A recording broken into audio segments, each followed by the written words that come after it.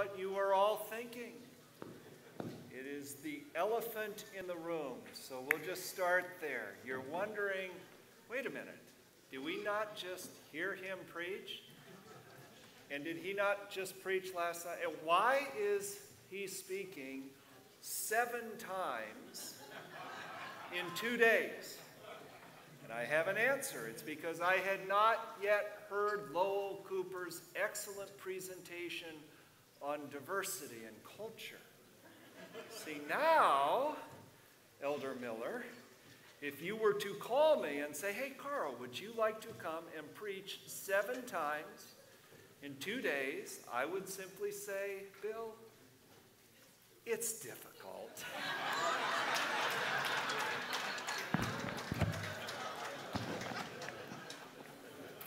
But I did not have that tool in my toolbox before. So here we go. Glad you're here.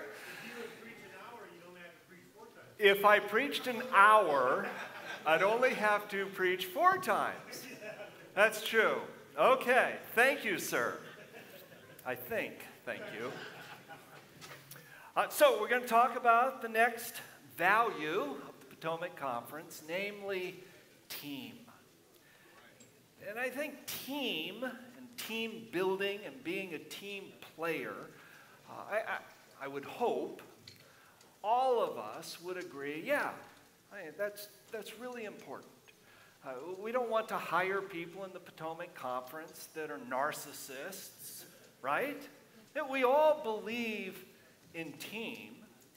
The question becomes, is as a result of our gathering here this afternoon and over the couple of days here, are we actually going to be better team players? Will we be a stronger team? It's a little bit like saying, you know, Christians you ought to love. Well, nobody would argue with that, right? Jesus says, this is how you know my authentic followers. They love one another. So nobody would argue that. It's just the question is, are we loving people, and are we intentional about this? It's like, you remember the old story of the professor who loved to give unsolicited sermons to all of his neighbors. And his favorite sermon to preach was how they ought to raise kids. And he would say to all of his neighbors, you've got to be patient with kids. You've got to love them. Never get short with a child. You never spank a child, but love. Well, one afternoon, after he'd been working all day, he stood at a distance admiring his handiwork where he had just poured a cement slab for his driveway. Just then, out of nowhere, this neighbor kid comes running across it, leaving deep imprints in the cement. The professor went ballistic. You good-for-nothing little tramp. What are you that just then? A neighbor pops his head up from behind the fence. Professor, you got to love that kid. Love. To which the professor replied, well, I do love that kid. In the abstract, but not in the concrete. Well, we're all good at talking about team in the abstract. What I want to do with you this afternoon is to identify 4 specific things that you and I can do to build team. 4 ways. And you might write these down on the pad of paper that's included there on your table. Number 1. We can be team with our eyes. This might be called just the ministry of noticing, seeing the needs. We can all do this, see opportunities to build a teammate up. We'll be looking at some of the predominant themes of the book of James, who is all about doing the word, not just talking about it. And he says this, suppose a brother or a sister is without clothes or daily food. If one of you says to him, go, wish you well, keep warm and well fed, but does nothing about his physical needs, What good is it? Can you imagine actually doing that? Approaching a naked homeless person on the sidewalk and saying, hey, how do you like my new threads? I just bought them at Nordstrom. Want to watch me eat Krispy Kremes? Who would do that? James says, if you see needs, do something about it. And see, we can all do this. We can build team by identifying needs and then doing something to build team. I received a letter from my boss, the conference president, years ago. I still have it in my file. It basically said just that, dear Karl, I noticed things are going well in your church. I noticed the tithe is up. I noticed this. Just wanted to say good job. P.S. Enclosed you will find a small token of my appreciation. And sure enough, in the envelope, he had included a crisp $5 bill. Isn't that classy? It's not a lot of money, but imagine if all of you were to send me a letter like that. I'm kidding, I'm joking. It's a joke. Don't send me money. You know, unless you feel really compelled by the Holy Spirit, then who am I to squelch the work of the Spirit? But see, we can all notice what makes their eyes dance, makes them sit up a little straighter. We all do these things to just kind of remind each other we're on the same team here. There's the ministry of seeing, noticing. We can build team with our ears. This might be called the ministry of listening. One of the greatest gifts we can give to one another is to just listen. James says, my dear brothers and sisters, take note of this. Everyone should be quick to listen, slow to speak, and slow to become angry. Now it's interesting, he doesn't say everyone should listen quickly, because when you think about it, you can't do that. But if you are quick to listen, you give to a teammate the most valuable resource that you have, time. That's why it's so rare to find teammates that are good listeners. Be quick to listen. Don't listen quickly, but be quick to listen. And it's such a gift, especially today, right? Where everybody is just always in this frantic hurry.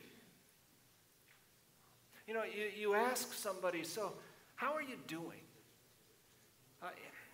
Inevitably, if they expound beyond the typical great or doing well, almost always they go into this tirade talking about, oh, you have no idea how crazy busy my life is. I'm volunteering at the church and I'm working full time. I got kids at soccer practice and violin lessons.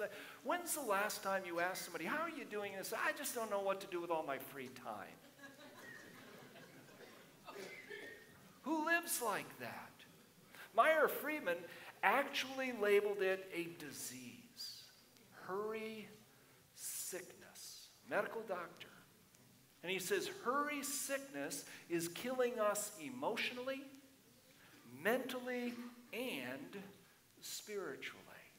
Because we're always in a hurry. We don't have time to genuinely listen to one another.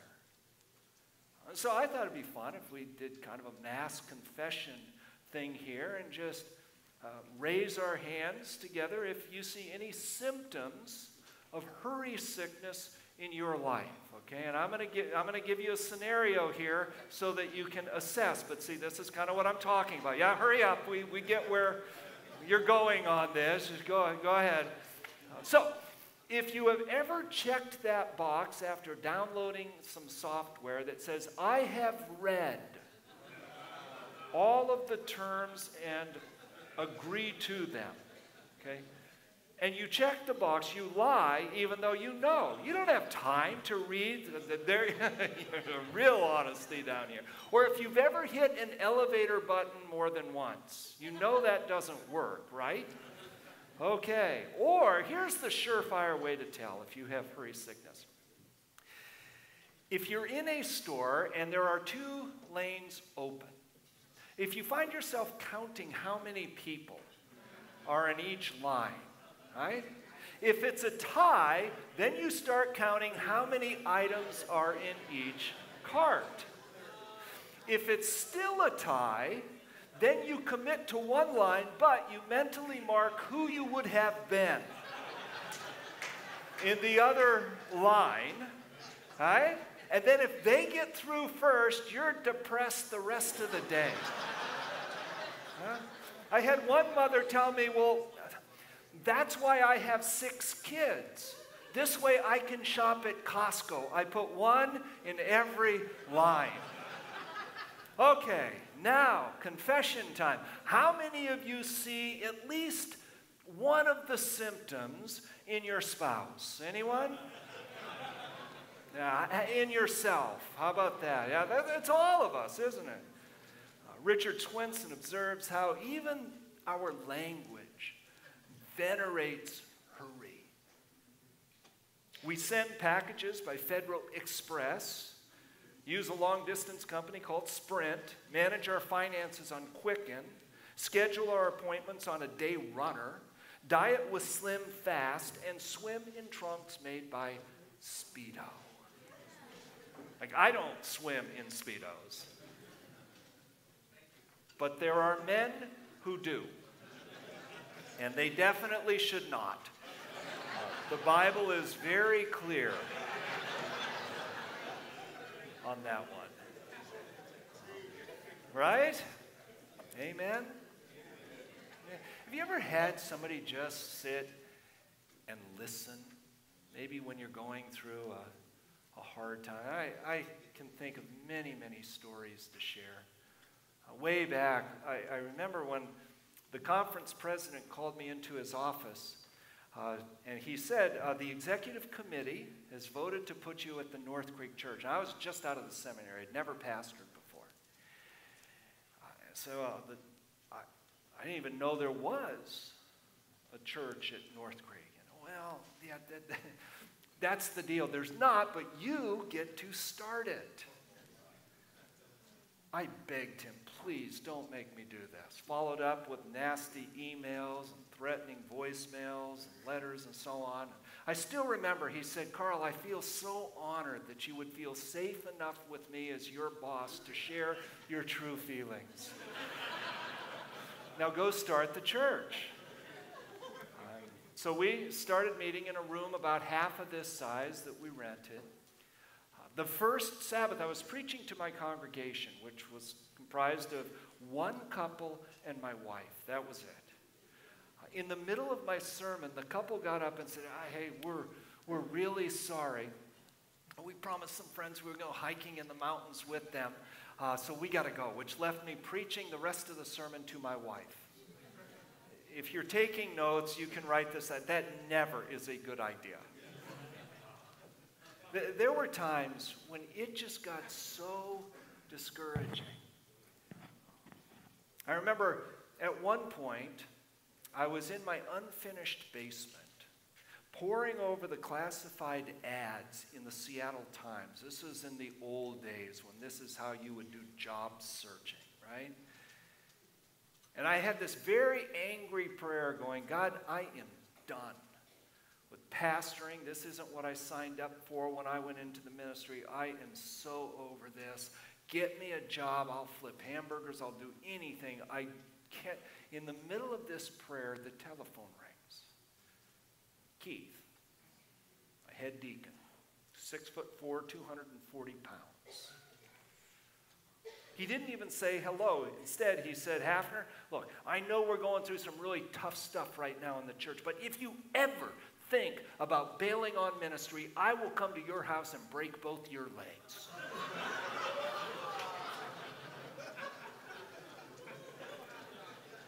Every "Remember," he hissed, "I know where you live." Then he hung up, and I went back to my prayer, and I said, "God, you could have been more subtle." But no sooner did God send me that message through my friend Keith, but a few hours later, a buddy came over, knocked on my door. He, too, was a pastor in the conference, pastored a different church, very good friend. And I remember he just came in and he said, "Look, I know you're going through a lot of really hard stuff at your church, but I just wanted to come by and sit with you for a while." That's about all he said. And for the next, 2-3 hours, we just sat. It was one of those times where I just felt so listened to. And it's such an amazing gift that here 30 years later, I'm still talking about it. See, we can do this for one another. We can make contact with teachers who particularly troubling class this year or whatever, or a pastor who's going through something rough, or an administrator going through hard times, to just listen. Be quick to listen. We can build team in Potomac by just listening with our ears. Third, we can build team with our mouths. This might be called the ministry of blessing. You ever thought about the impact of your words? The powerful thing.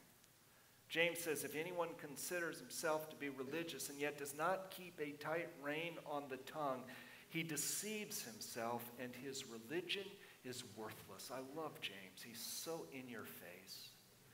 I mean, it's just pretty clear, right? If you can't control your tongue, don't call yourself religious. Your religion is worthless.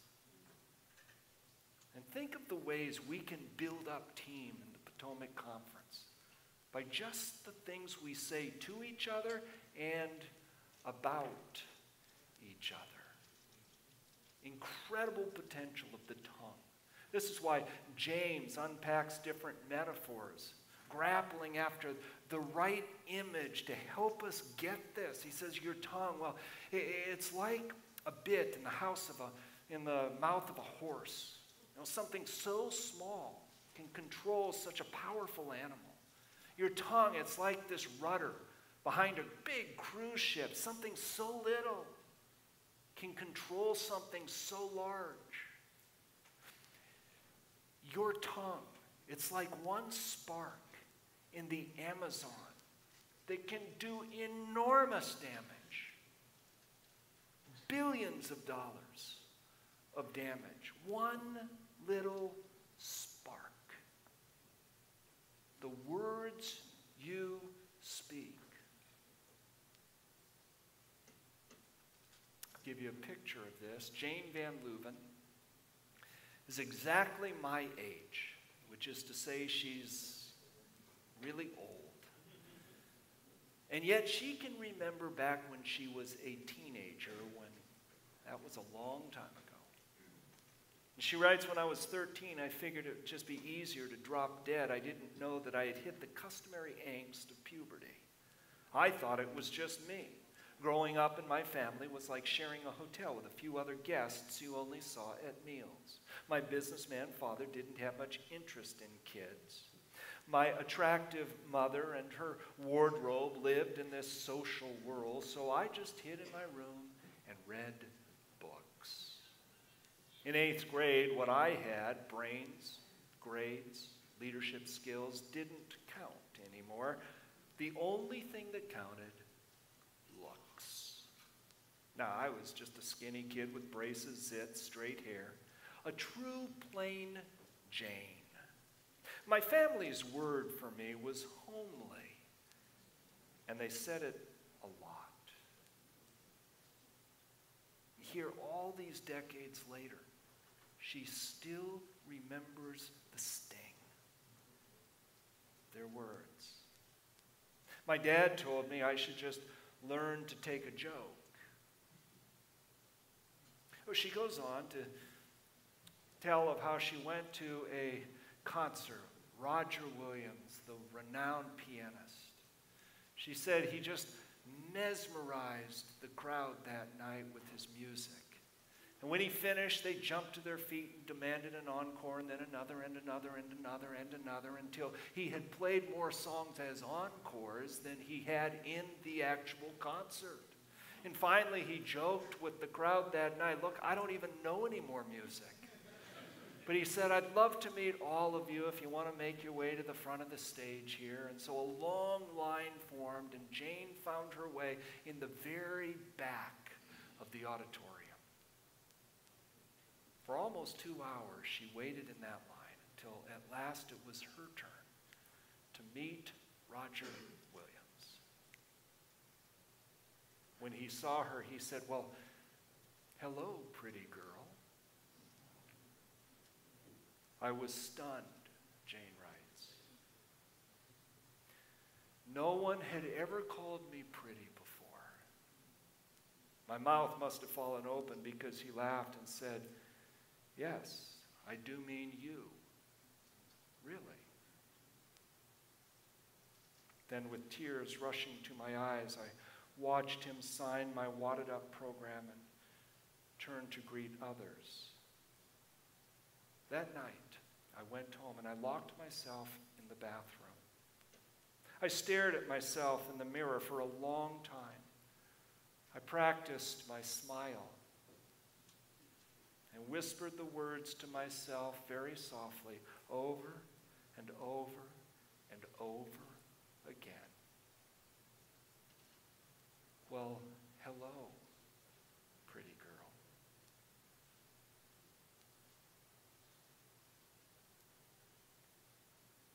Think about the power of the words we speak.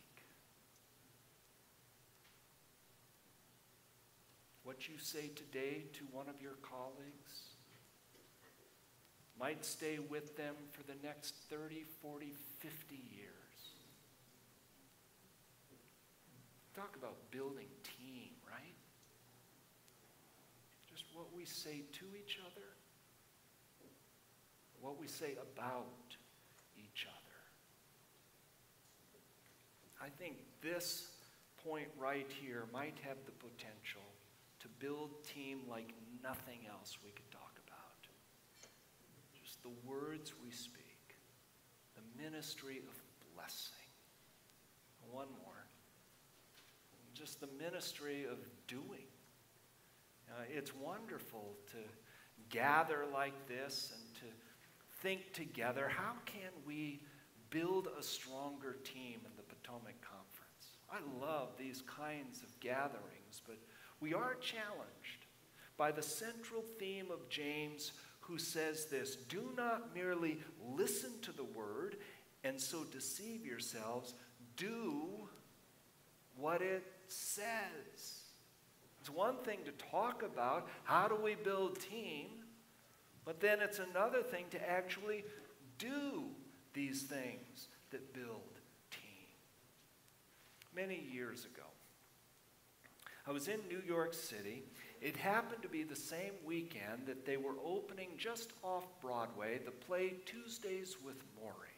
Of course, I had read the book, as I know many of you have. But now I was very curious to see the stage adaptation of the book. Now, if you haven't read the book, the basic gist is you have this young, up-and-coming sports reporter in the spring of his life wanting to set the world on fire, and he reconnects with an old professor of his from college when he sees this Professor Morrie being interviewed by Ted Koppel on a late-night television program.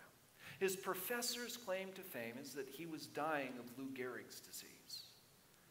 But he was dying with dignity. And so, of course, that is newsworthy.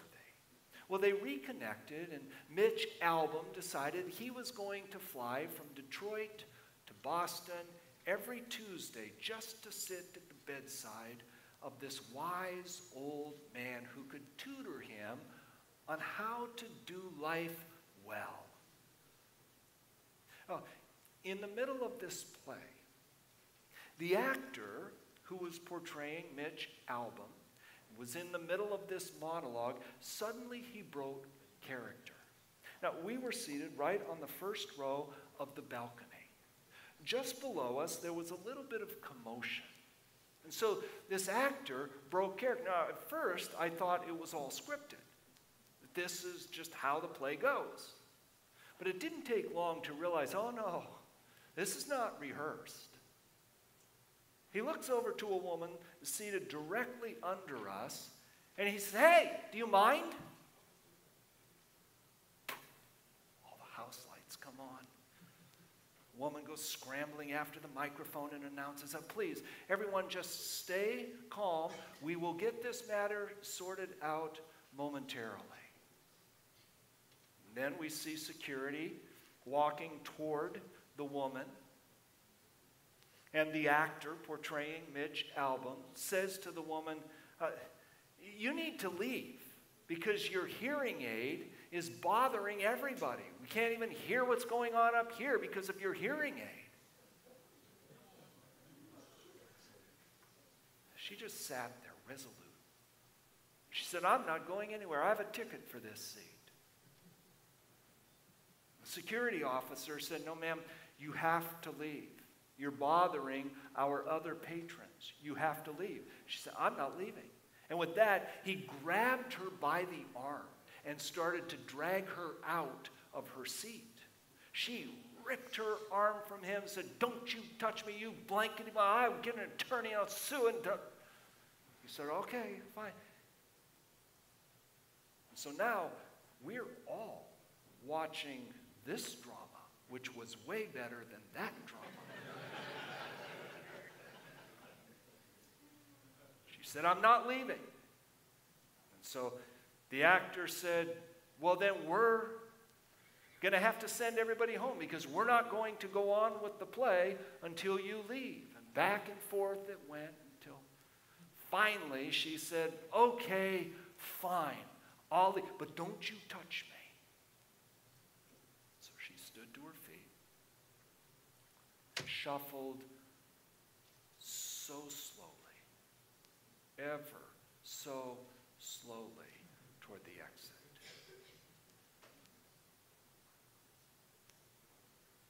And as she walked, people in the audience started jeering her with thick New York accents, saying very mean-spirited things like, "Yeah, get out of here, lady. We don't need your eye. Take your hearing aids with you." And finally, when she left, everybody cheered.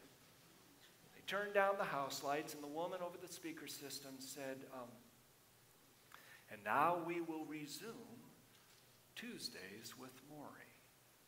And, of course, it was a play about this young man who keeps reminding this old man who is about to die that even though you are losing all of your biological functions, and this came up several times in the play, even though you're old and you're losing your bodily functions, you still have so much value. You have so much to teach us.